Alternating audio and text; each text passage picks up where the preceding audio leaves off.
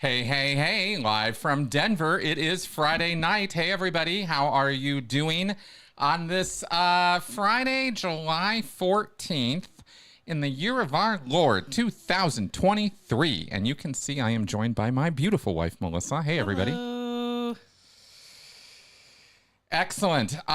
Colonel Brock, you obviously did not get my answer to your email, but I am glad you are here. We will be interacting, I hope, at some point in the show here today. I have put it on my Post-it note of glory. Colonel Brock, right there.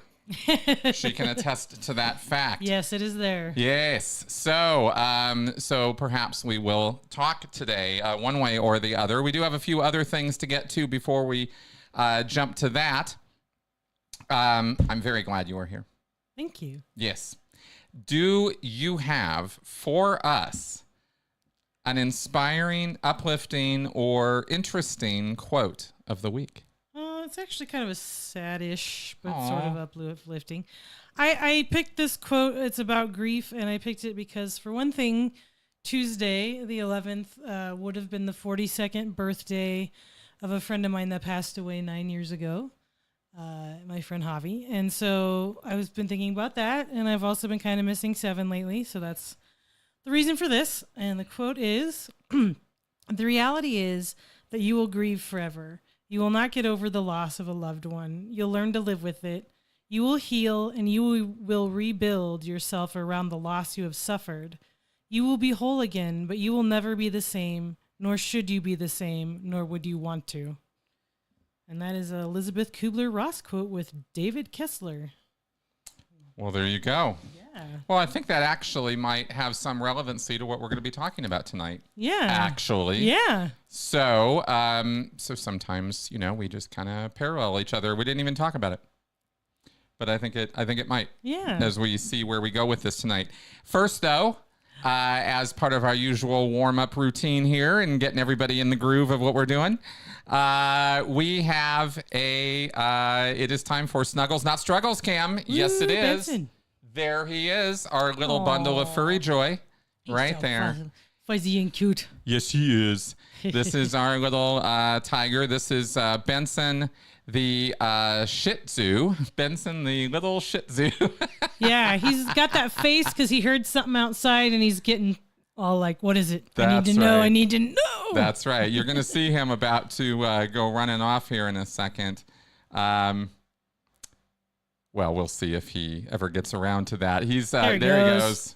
Yeah, Mel was filming him there in our living room, and then this is him when somebody is walking by the house or the mailman comes or any of that. He is the defender. This time, at least he's not barking. No, that's true. At least he's not barking. Sometimes he will absolutely lose his mind. This is he will just. This is him in defender mode. Is that all right? There we are. So there's our Snuggles Not Struggles Cam for the week with our little bundle of furry joy. We do love our dogs. God, I love that little guy. He is the cutest. Oh, he really is. He is just the best. Here somewhere. No, maybe not. Oh, he's around in here. Now, I also needed to remind y'all. I put last week, I think we went over this. I wanted to keep putting a plug in for this because I think it is really cool. This is the postcards that we talked about last week. Remember these things? This revoke Scientology tax exemption or where's Shelley? You can have these professionally printed and sent to your local state, whatever representatives. And let's come back to us. Anyway, just wanted to throw that out there. We already did the whole pitch last week. I'm not going to do it all again this week. Just to let you guys know, the link is in the description section to this video, protestscientology.com, promo code CRITICAL. If you go to that site, use that promo code, you'll get 10% off on printing those postcards to send to your local elected representatives, senators, that kind of thing, and or the IRS commissioner. You can do a little bit of a package deal on there, and I hope you guys will check that out. It's a great way to protest Scientology. Let our elected officials know that it should be on their mind. It's easy peasy. postcard. They get it right away, right? Figure out what's up. And it's, well, it's a tiny boost to the channel here in terms of supporting what we are doing here. So, how would you describe this week? I was tired most of the week, so I was getting over a cold still. Yeah. A little up and down, a little rough around the edges this last week. And of course, it got me thinking, as I am wont to do, about things. The last few weeks we've had some interesting bouts with conflict in the ex-Scientology world. Last few months, actually, this has been going on. And I try to just kind of stay out of it as much as I can, which is probably not as much as I should. I should probably stay out of it more, but I try to avoid it like the plague. Drama. And yet, if you're a person who's been around for a while, you become a target just because you've been around for a while, or you have something to say and somebody's going to get upset with you about it and you become a target. And this is the life of a public figure, and it's really not that big of a deal in the big scheme of things. These things can always be blown up to be far more significant and important than they are. I cannot even, and by this I mean, 5 years ago, I remember a very similar blow up to all of this. Who remembers it? Who remembers who was involved? Who remembers any of the specifics of what the conflicts and interpersonal problems and issues were? Nobody remembers that stuff. Who cares, right? So I thought I would approach this again from a point of view of, okay, well, I didn't go get this education for nothing. And I thought I should use it, right, to try to talk about, where this stuff comes from. I think I've mentioned before that there are, and if anybody doesn't understand what I'm talking about right now, I think everybody kind of does. But if you don't, or you're watching this later or something, sometimes other YouTubers get the idea that, especially when they're new, and you see this all across the boards in YouTube, that their best path to rise to success and fame and glory and lots of clicks and lots of attention and lots of money for them is to attack other people. Let's bring down, and this is a generational thing. This is not just a rando bad person, bad actor. We see this kind of thing happen when there's a sort of a generational change, right? Where I've been doing this for 10 years. Other people have been in this space for a long time. And we've kind of, in a way, when it comes to all of the basic, relevant core criticism of what we're going to bring against Scientology, I've shot my wad, right? I've done my deal. Like, there it all is. There's hundreds of videos. There's thousands of hours of content for you to consume about Scientology, and that is everything I've got to say about it, pretty much, right? But new people come on board, and they have something to say. They have their stories. They have their viewpoints, their education, their experiences with it. And so you have this new crop of people come around, and that kind of seems to be a little bit of what's happening right now. And most of them are great. I get along with them fine. They're wonderful people. You got those degraded daughters. You've got Alex the apostate. You've got other people around who, they're not interested in creating conflict. They're interested in taking down Scientology, and that's awesome. Then you have other people who come along and attack everybody for everything, or you have this, okay? And this is what I want to talk about real fast today. And I wanted to do this, and then I was going to leave some space so that we could do some Q&A through the comments or through phone calls, okay? And that's where our illustrious Colonel Brock can come in with this. Good, you'll call in. Excellent. All right, so we will do our best to have that phone call after I go through this business here about trauma. Because here's how I see our ex-Scientology community. And, you don't have to agree with me about this. You can have a completely different take, and some people who get quite on their high horse about things get very laser focused and very tunnel vision on this individual has wronged me, harmed me, done bad things, and I must bring them down. I've been there. Right? I've been doing this for, like I said, a long time, and I've seen all of this kind of drama before. I've been on all ends of it. I have been righteously furious with people in the past. And of course, you give it a few days or a month or 2 or 3, and you start calming down, and it's really not that big of a thing, right? And you realize you were making a mountain out of a molehill.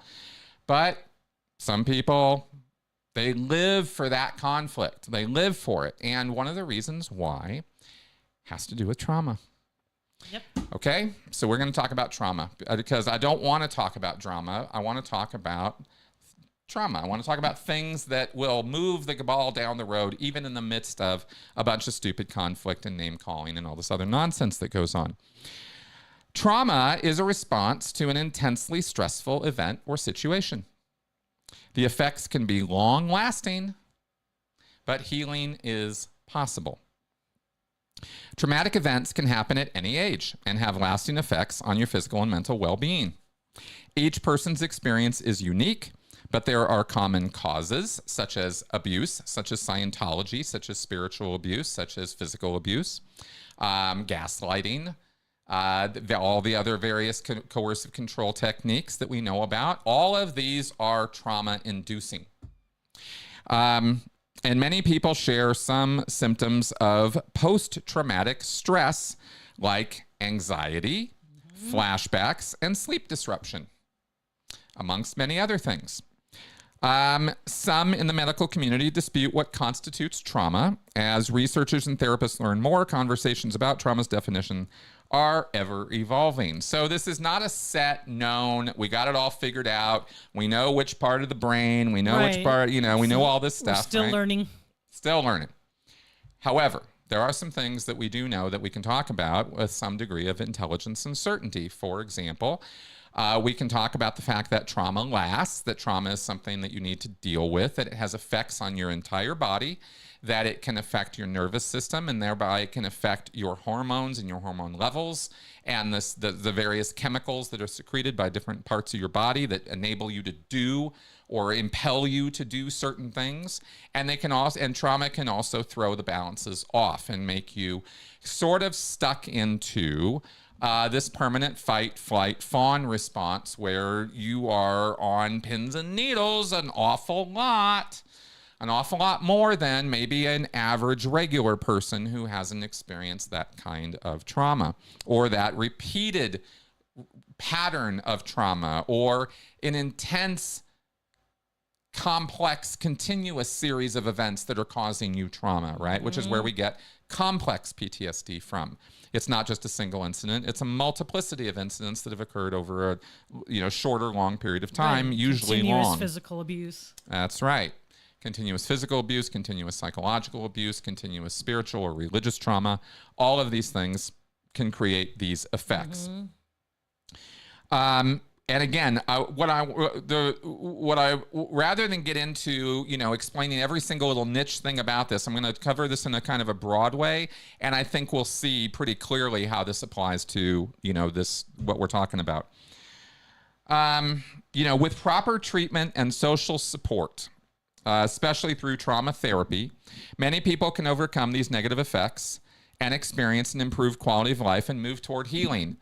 I'll tell you the one thing that is going to absolutely positively make sure that you do not get over trauma, do not handle it, do not recover from its effects, is to never get any therapy, to never try to educate yourself about it, to never move the ball down the road with yourself, to overcome and recover from what happened to you in the past. And this is cult survivors, this is domestic abuse survivors, gang survivors, trafficking survivors, war survivors, veterans, any class of people we can look at and see where their trauma's at, see what's going on there. Oh, Alex dropped by. Cool. Oh, yeah.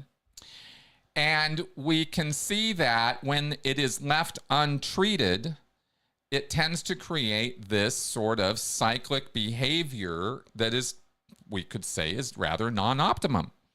They might pass the trauma on to somebody else too. Well, there are effects of it that could be, they could perpetuate. Maybe a better way to say it is, it's not that trauma is contagious, but it can be perpetuated. Right, your behavior because you were traumatized. Now you are doing behavior that traumatizes somebody else. Exactly, that's your generational trauma, right? Yeah. Especially prominent in family situations, cult situations, which are often mixed up. So if you do not, so the point, of course, being that, sometimes the biggest omission, the biggest problem is not the person's trauma. It's the fact that they don't do a damn thing to get the trauma addressed and dealt with in therapy. There isn't really a whole lot of other ways to do it beyond education and therapy. And education is crucial, but it wouldn't stand all by itself. Therapy is crucial, but I would say it shouldn't stand all by itself. I think both things are needed. I think education, psychoeducation, is a vital, vital component of recovery. In other words, what the hell happened to me? Why did it happen to me? What are the lingering effects of what happened to me? And how do I go about dealing with them? These are the questions that are answered when you come at it from an educated, therapeutic point of view, right? As you can deal with these things, you should deal with these things. You can deal with them in the privacy of a counseling session, or in the privacy of a support group, or both of these things. And you can sort out your stuff, right? Sort your nonsense out, right? Your trauma. We all got it. We've all got it in varying degrees. There's nobody in, having a human being life who isn't traumatized by something, but some of us have a little bit more of it than others. And some people have experienced episodes or continuing patterns of episodes that are simply awful, right? Now, you're not responsible, as somebody says here, right? You're not responsible for how you feel, but you are responsible for how you behave. Exactly. Right? And wouldn't it be nice to overcome those feelings of, I want to kill you right now, coming from your anxiety, stemming from a trigger moment, stemming from the trauma you experienced in the first place. In Scientology, they tend to call this restimulation, would be a term that they would use there for this, where you're triggered, where trauma, the events of the traumatic episode are somehow recreated, reappear in your life in some fashion, or you're reminded of them. Often unconsciously or subconsciously. You don't know what triggered you. You just feel upset all of a sudden, or you feel back in the moment, or you're having a flashback, or whatever is occurring. And all kinds of crazy, strong emotions occur as a result of this. And, I don't know. Do we really need to connect the dots that can then lead to targeting people in your environment now for the trauma of what somebody did to you back in the past? Exactly. This is a true thing, right? This is not just this is not just a factor of restimulation in Scientology. This is just one of those parallel things that Scientology happened to get right, where, trauma can come back and recur and hit you upside the head. And it can especially if that person you're dealing with reminds you somehow of the person that caused the trauma. Precisely. They look like them. They're the same sex as them. They're the same whatever. Yeah. Or for whatever reason, you believe this individual, I'm pointing to her just because she's the only person in the room, right? A lot of trauma. This person right here is doing or saying something to you that makes you feel like you did in the past, puts you in a similar position.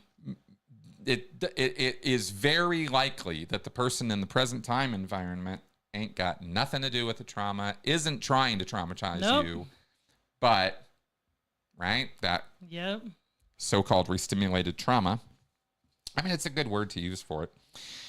It has, in other words, trauma has lasting adverse effects on your mental, physical, emotional, social, or spiritual well-being.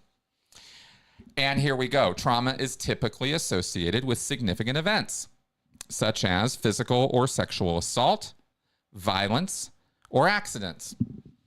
And I think we've just encapsulated pretty much everything that goes on, or some of the awfulness that goes on in cults, right? You definitely have physical and sexual and violent trauma. But it can also involve responses to repeated events, like ongoing emotional abuse or childhood neglect.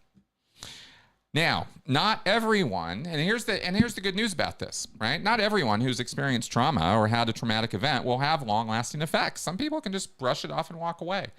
Doesn't affect them, doesn't hurt them. And that's not all that's not like they're trauma-free. Maybe a particular kind of trauma they can deal with better than another kind of trauma, right? It's not that there's somebody out there who's trauma-proof. I don't think that's true. But the individuality, the specificity of specificity Oh God, now I can't think of it. of how we're going to deal with the trauma is a little unpredictable. Right. You know. Okay, so trauma has around 20% of people who experience a traumatic event will develop PTSD. And many others might still have sub-threshold symptoms of PTSD. Trauma that repeatedly occurs over time can have a cumulative impact. The more you get, the more it hurts, the bigger the problem. This is known as complex trauma. Often associated with childhood trauma, but not necessarily, but often. Early experiences of trauma can leave a deep imprint on your worldview, sense of self, and relationships later in life.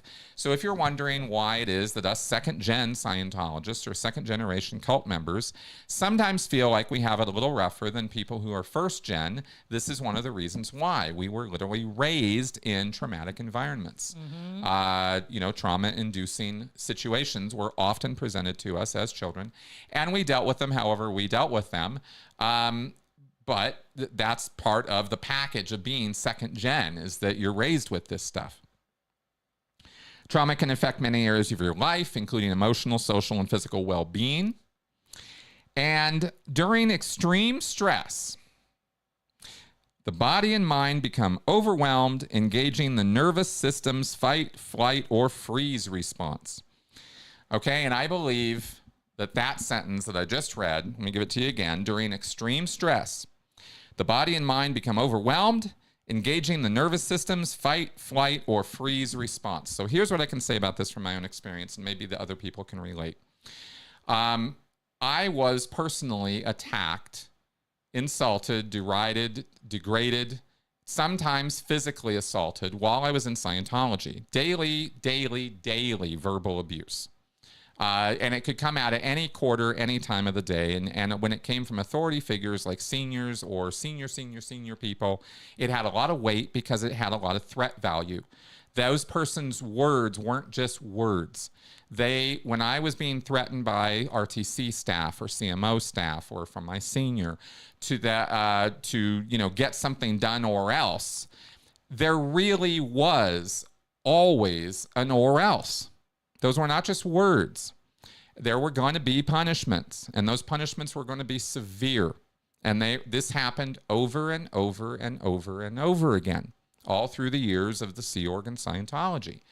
And when you are punished with very serious punishments, hard physical labor, beatings, being stuck in a room, a very, very tiny room, confessing your crimes all night, right into the wee hours of the morning, having to do dangerously difficult work that would, as a punishment, right? Oh, you're going to go, you might go do the monotonous stuff of cleaning out the garbage cans or, cleaning the dishes or something. That's not particularly as traumatizing as having to go hang off a building, with no safety equipment. Jesus. So you could go and make up the damage that you did, right, by not getting your job done.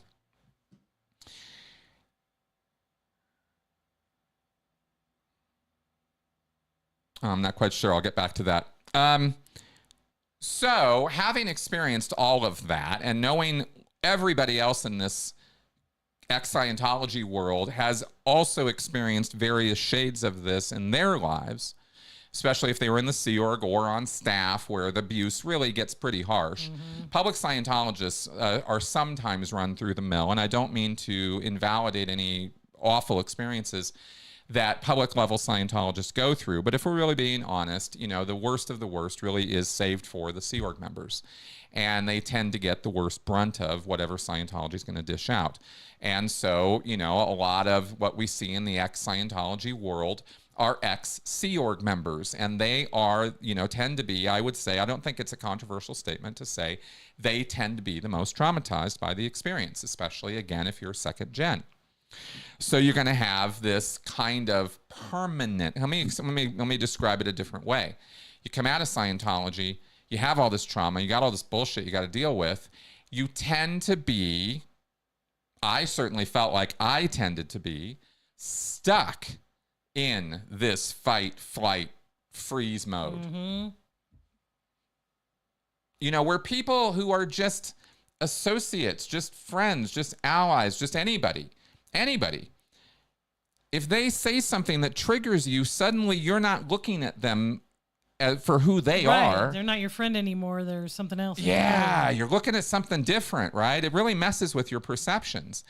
And it's confusing. It's very, very confusing because a lot of the way that trauma manifests is not in, it doesn't explain itself when it arrives.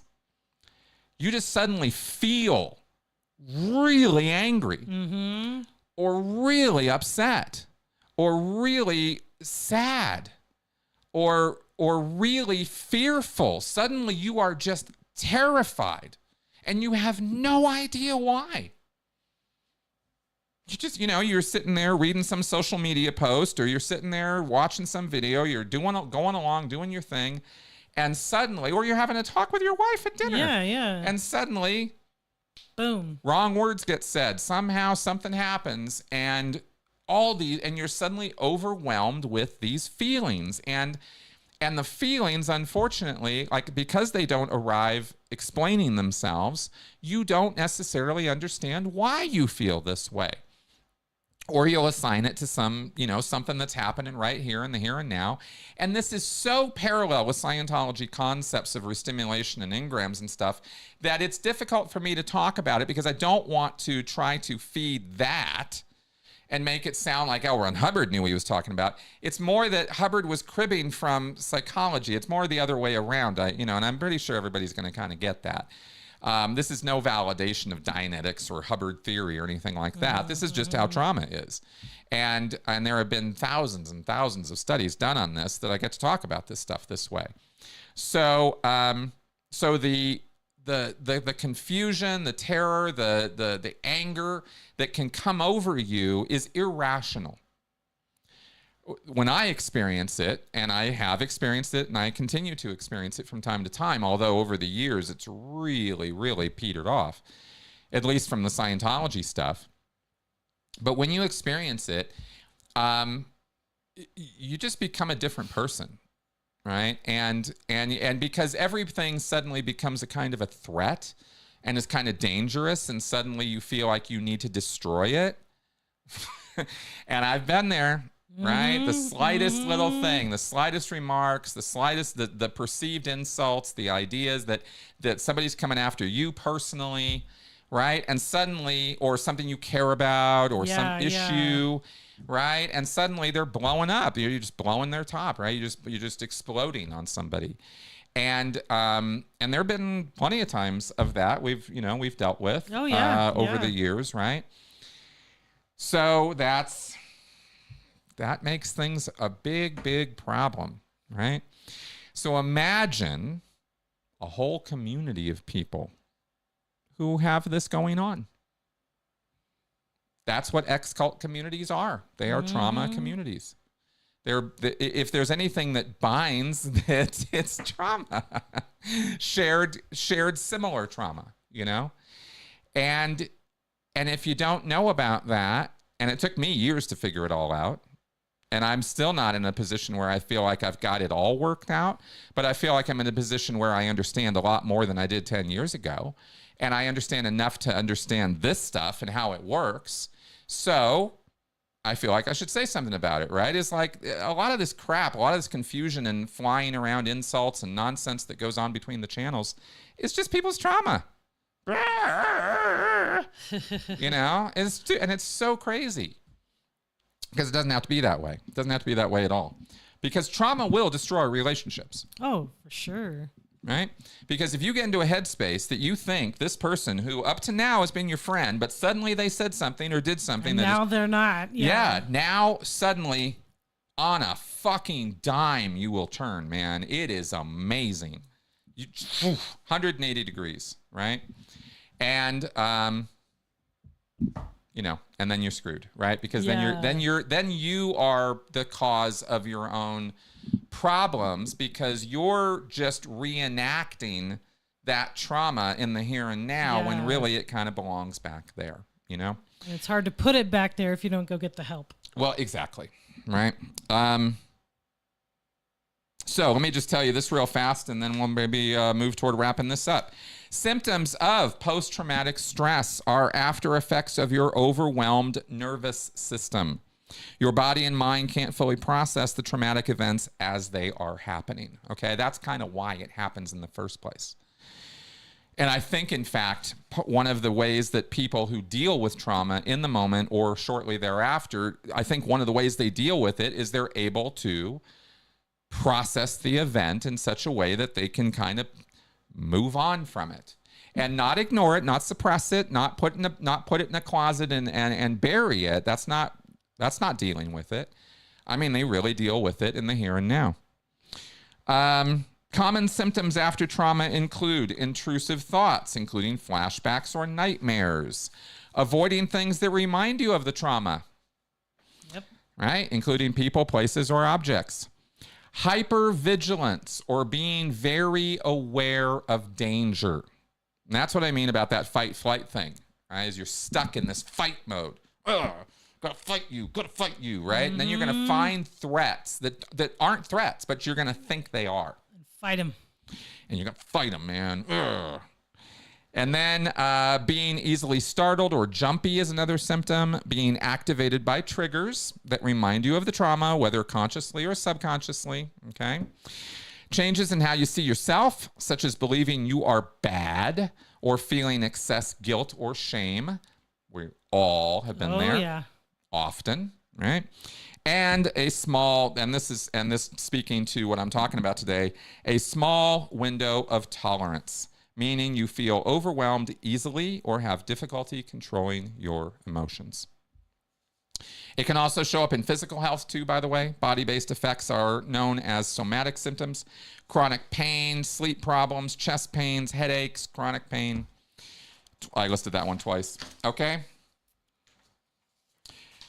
Yes, Anthony, thank you for that super chat. And yes, we could call that an emotional hot potato. Absolutely. So thank you for that super chat. So that's kind of the listing I wanted to give about trauma, right? I think my points are hopefully pretty obvious here. How have our comments been? I've only been glancing over at them. There's been some good ones asking about you go into the past life stuff in Scientology, and can making yourself feel like you have a past life bring trauma. Well, here's how I think that works. This is totally 100% my opinion, but this is how I think this works, okay? I do not acknowledge the reality of past lives or spiritual existence. You cannot, it is impossible to prove empirically with scientific evidence that is a real thing. Right. All you have is faith, okay? So that being said, I don't give credence to past life trauma. However, what I do believe can happen is somebody can have false memory syndrome, where they will create memories of a past life trauma, and then their mind will connect that with real trauma that they have experienced in a kind of, okay, if I were to experience this trauma, what would it have felt like? What would be the lingering effects of it to me from how I understand the world? And you kind of create that in the moment and then carry it around with you as though it's a real memory. And so it's kind of a fake memory, fake trauma thing, but it's anchoring or connecting itself. But it has real world effects to actual instances of trauma or pain in your past, right? That you will connect it with, that you can relate it to. It's kind of a faux or substitute trauma. That's the only way that it makes sense to me personally as I sit here right now. Maybe there's other research on that going in other directions, but that's my thought on that. Okay, so I wanted to leave a window here for our Colonel Brock person and anybody else who wants to call in or talk with us. The phone lines are wide open. 984-214-4154. And yes, thank you guys. Yeah, so call in and let's have a chat. Yeah, let's do it. Colonel Brock, if you want to leave any questions in the comments, you can do that as well. Actually, anybody can, so that we can. So I'll answer them while we're here. Okay. Or Mel. as well. I can answer comments. Yes, you can. Or questions. Yes. It's hard to answer a comment, but you can answer a question. That's right. All right, let's see what we got coming in here. All right. Don't forget to put your headset on. Yes, yes. Okay, let me put on the magical headphones. Just pick this one up here. Hello, you are on. Hey, Chris and Mel, this is Colonel Brock. Yay! We are connecting. Hello, hello. Excellent. How are you doing? Doing all right. 2 thumbs up. How's the weather in Colorado? We're baking out here in California. Yeah, it's pretty warm. I guess you're probably hotter, but it's warm. it's very, very warm. We've been having high 90s for this week. Haven't broached 100 this week, but we had a few weeks ago. Yeah. Yeah. So what you got for me? Thanks for. Oh, okay. Well, yeah. Thanks for the look at Benson. But anyway, just want to start off by admitting, confessing that I'm a mega deplorable. All right. And I'm accusing you, Chris, of TDS, Trump Derangement Syndrome. Yep. Because when I asked you if you had voted for Biden, you said yes, because the alternative was so much worse. Yep. And I wondered where that came from. Was it just that Trump is, kind of a lazy guy, or, made too much money by screwing people over, or what it was about Trump that made Biden a better choice for you? Oh, okay. What I see when I look at Donald Trump is a man who doesn't, this is what I see. You're asking me, so I'm going to tell you what I see in him. And what I see in him is an individual who wouldn't cross the street to save his own daughter. I don't think the man cares about anybody but himself. And I mean in a way that is pathological. In the same way that I see L. Ron Hubbard or, David Miscavige. I see people there who are so self-centered in their attitude and approach toward life. And Trump was very carefully raised this way by, in a bit of a monster factory under his mom and dad. So he was taught very carefully that this is how you are supposed to approach life, is you have to take advantage of other people before they take advantage of you. You have to get yours before they get theirs. And it's a very zero-sum game kind of thinking where there's only so much of the pie and I'm going to get all of it. And if I can't get all of it, I'm going to get as much of it as I possibly can before anybody else can get their grubby hands on it. In order to be that way and succeed, you have to be able to spin the truth in very interesting and often alarming ways. In other words, pathological narcissism tends to go right along with pathological lying. And I believe that Donald Trump is both of those things. He lies as easily as he breathes. He sees the world as he sees it. And as far as he's concerned, that's all the truth there is. And that's not leadership material. I can't follow somebody like that. I already spent decades under people like that, and I know exactly what they're like and how uncreative and unconstructive they are. So, and that's just the beginning, but go ahead. How does that compare? Now, as far as I know, Donald Trump raised some pretty terrific kids, but how does that compare to Biden's defense of his son, who's obviously a very troubled person, and his denial of his 7th granddaughter? I don't know. I don't know. I don't pay lots and lots of attention to every single politician's personal life. I've had to watch Donald Trump since 2015, so I've been spending years watching this guy. Biden, other politicians, I don't know. I don't see them as the same class of person. I don't see Joe Biden the same way I see Donald Trump. So do they both have problems in their lives? Absolutely. Of course they do. Do they have troubled households? Apparently they do. But I don't think that Joe Biden is a pathological liar or malignant narcissist. So that's where my springboard of difference between those two guys kind of starts. Now, when you pick a president, you yourself, do results matter, or is it the person?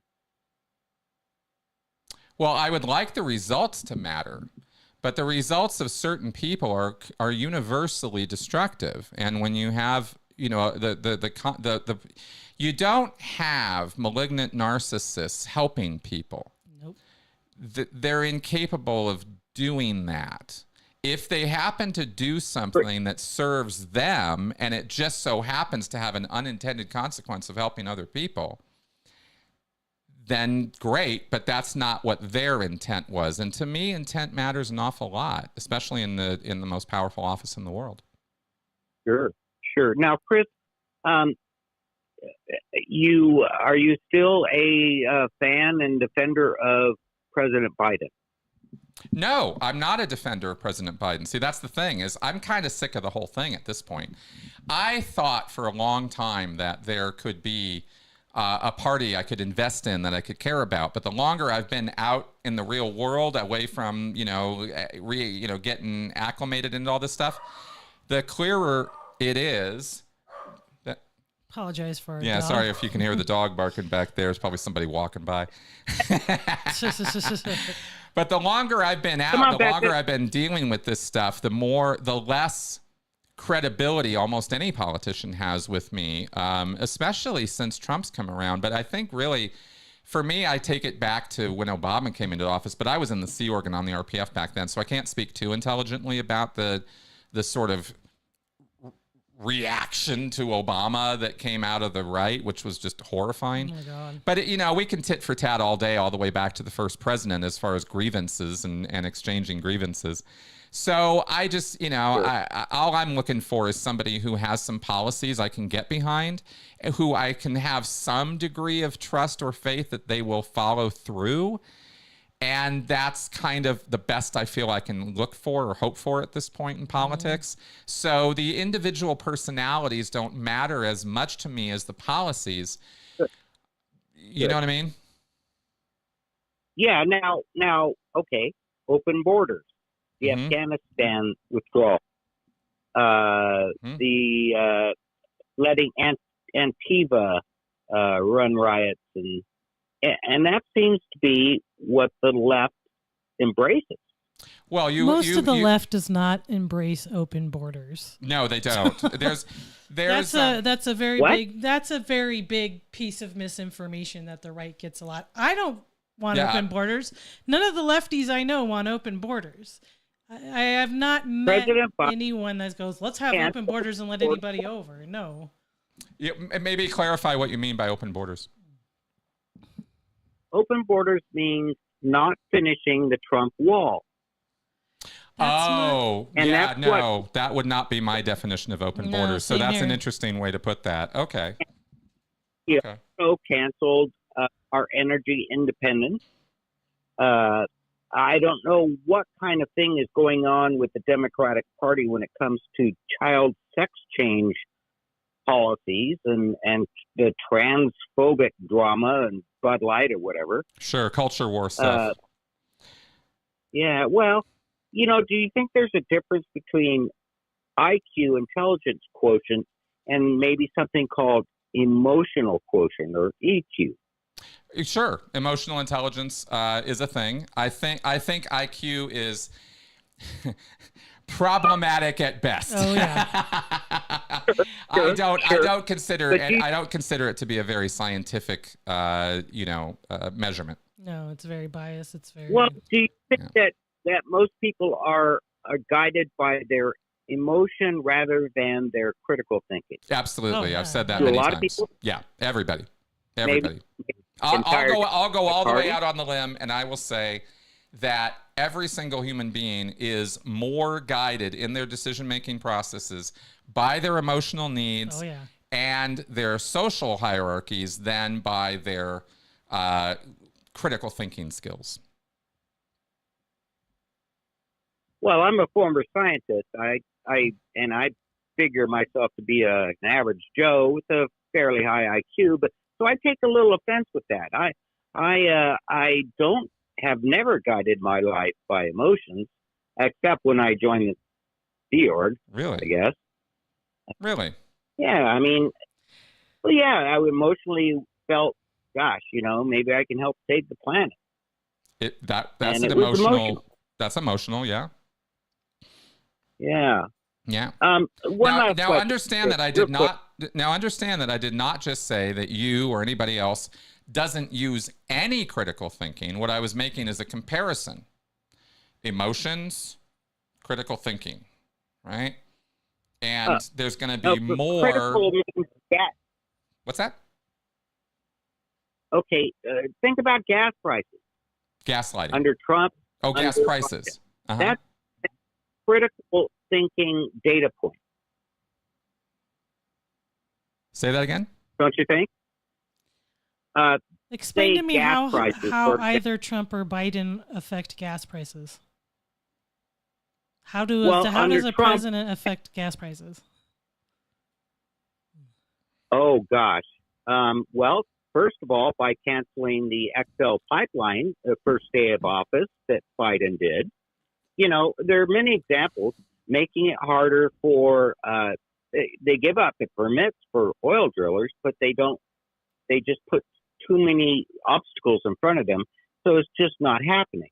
So now we're depending on Saudi oil and whatever. Right. I think the point I think the point that Mel's trying to make here is that it's not all, we're not living in a dictatorship. Right. And we tend to talk about our presidents as though we all agree and know that somehow this is an authoritarian nation we live in where one guy is making all these decisions. And the truth is that the president's decision-making power is very, very high level. And a lot of the problems that you, me, and thee all complain about all day coming out of government have very little to do with individual decisions that are made in the White House. There are tens of thousands of people working for the U.S. government. So hundreds of thousands. Many. It's huge. It's a gigantic organization. So I'm only making that point because we roll all the responsibility to the top guy and go, well, during his administration, this happened, and therefore it's his fault. And I just don't see that way. And that's critical thinking brought into this picture.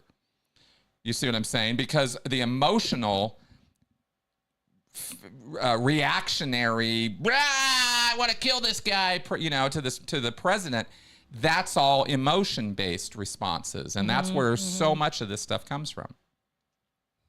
Well, it's not coming from the right, I'll tell you that. Oh, kill the president. Because the right wing is generally nonviolent. It's the left wing, the Antifa, those guys that are the violent. That's an interesting point of view. How would you explain Charlottesville? Now, was that all just the wildies on the left and nobody on the right had anything to do with that? All those guys marching with the torches and the khakis had nothing whatsoever to do with that, or January 6th was a total left-wing activity that had nothing to do with any right-wing violence? I don't know if it was a black flag operation or if it was just a bunch of stupid right-wingers. But anyway, let me just maybe just go on to a couple other questions. What do you think of Kamala Harris as president? Honestly, I don't like that idea. I don't think she has the foreign policy experience. I'm a little nervous about her. I just don't know anything about her. I hardly ever hear from her. Yeah. That was, but no, I understand. You asked me my thoughts, so I'm telling you. I did feel like that was a little bit of a, well, I guess I have to, right, kind of thing. Okay, you got. I mean, the vice president is. Hold your nose and vote. A little bit. Hold your nose. I wish Cthulhu had been on the voting card. Oh my God! Then I wouldn't have had to have voted for the lesser evil. I could have voted for the greater evil. That would have been nice. One last question. What you got? Are there any Republicans that you like and respect? For instance, maybe John Kennedy out of Louisiana. No, don't know him. There was some. Oh, yeah, of course. What am I thinking about? Liz Cheney. Yeah, and I respect that the hell guy out you of it. interviewed, what was his name? Joe Walsh or something? Oh, yeah, Joe Walsh. That's right. I don't agree with any of. I don't think we'd agree on policy, but he seems like someone that's he's level-headed. Yeah, exactly. He was a former politician. Yeah. Joe Walsh, right, would be somebody that I would generally agree with on a number of things, and certainly his attitude, right? Joe's awesome as far as that goes. And yeah, Liz Cheney. I support Liz Cheney, not because I necessarily think that her politics are awesome, but she at least stands up for what she believes in and has a backbone. And I never thought I would ever have a good thing to say about a Cheney. Any of the Cheneys. Well, she's a rhino. Come on. Well, if you say so. I don't think she thinks that, but that's the tribalism of politics, I suppose. It's like Mitt Romney is a rhino. Yeah, Mitt anyway, Romney. Mitt scares me a little bit though because of his Mormon ties. Yeah, like some of the stuff he does is great, and other No stuff kidding. you're like, you're terrifying. Yeah, I would not want him to be president because his ultimate loyalty is not to this country; it's to the Mormon Church. Mm-hmm. That's a problem, Hey, thank you too. I really appreciate the chance to talk to you. I've been wanting to have this conversation. I hope I made some points. I hope I was polite. You were and awesome. I hope I respected your. You were Thank awesome. you. Thank you for Yeah, that. thank you. I liked having a dialogue, just to talk and answer questions and not blow up. So thank you for that. Yeah. Awesome. All right. All right, man. Talk to you. Bye, guys. Bye-bye. Bye. All right. How fun. Yeah, I think some of y'all picked up on why I was wanting to do that. Because we can have good discourse. We can have respectful discourse. Mm-hmm. If I can have people who support Donald Trump following me in my work, I'm gonna definitely give myself two thumbs up on that. Thank you, Anthony, for your super chat. That was great. And that's the best we can do. It's the best we can do. I really, just to kind of summate a few things in terms of politics now and my current views on this, I'm sick and tired of the whole damn rat race, right? I'm sick and tired of lying people, getting on platforms, telling us what, they think we want to hear. And I'm getting really sick and tired of this constant division that is being riled up by certain politicians, right? Who see themselves they're all over the spectrum as far as ideology goes. I'm talking about people on the left and people on the right. You know how I feel about the extremism that exists on both ends of the spectrum, and how crazy that makes me. And the other thing that drives me crazy is the denialism that we can engage in when we put ourselves on a spectrum and go too far one way or too far the other, and we start denying reality. Each side has very serious problems and issues. Both sides do. And if you think that it's only one side that has all the problems and your side is awesome, and there are no problems whatsoever, and everything is just, this most beautiful of wonderful, political parties. Yeah. I think I'm going to have a harder time with you than I am even with a Trump supporter, right? So that's, so I'm kind of sick of the whole thing. I'm sick and tired of being manipulated, and I'm sick and tired of watching other people being manipulated to hate me, to hate her, or anybody else that I am friends or family with for specious reasons, for non-existent reasons, for reasons that are just pure fantasy. And dare I say, that's exactly the kind of thing that goes on in the ex-Scientology world too. I'm sick and tired of that too, right? Is all this divisive bullshit is just so much divisive bullshit. It doesn't help anything in terms of moving the ball down the road or fighting Scientology for us to be attacking each other. It drives me absolutely nuts. Oh, I was laughing at that. That is a good line, Andy. Fabulous. Mitt Romney and his 10 first ladies. That is very, very good. All right, so let's go ahead and this has been fun. Let's go ahead and start wrapping up the show here. Let's see. We have our critical thinking cards. First off, let me shuffle. Okay. So anxious. All right. Pick a card, any card. These are our critical thinking, logical fallacy. Oh, here we go. This goes cards. along with what we were talking about. Your bias is belief bias. If a conclusion supports your existing beliefs, you'll rationalize anything that supports it. It's difficult for us to set aside our existing ideas to consider the true merits of an argument. In practice, this means that our beliefs become impervious to criticism and are perpetually reinforced. A useful thing to ask is, when and how did I get this belief? There we go.